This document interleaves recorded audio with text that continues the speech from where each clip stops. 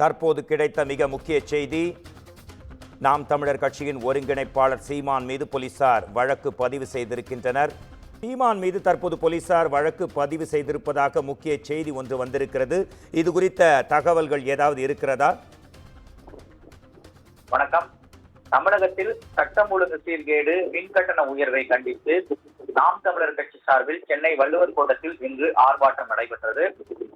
அக்கட்சியின் தலைமை ஒருங்கிணைப்பாளராக இருக்கக்கூடிய சீமான் தலைமையில் இந்த ஆர்ப்பாட்டம் என்பது நடைபெற்றது. இந்த ஆர்ப்பாட்டத்தில் சீமான் பல விஷயங்கள் குறித்து மேடையில் பேசியிருந்தார். அது மட்டுமல்லாமல் மின்கட்டண உயர்வை கண்டித்தும் பல்வேறு விதமான கோஷங்களும் எழுப்பப்பட்டிருந்தது. இந்த நிலையில் இந்த ஆர்ப்பாட்டத்தில் பங்கேற்ற சீமான் உள்ளிட்ட 300 பேர் மீது நுங்கம்பாக்கம் போலீசார் வழக்கு பதிவு செய்திருக்கிறார்கள். காவல்துறை இந்த ஆர்ப்பாட்டத்திற்கு அனுமதி வழங்காத காரணத்தினால் ஆர்ப்பாட்டத்தில் பங்கேற்ற 300 பேர் மீது போலீசார் வழக்கு பதிவு செய்திருக்கிறார்கள்.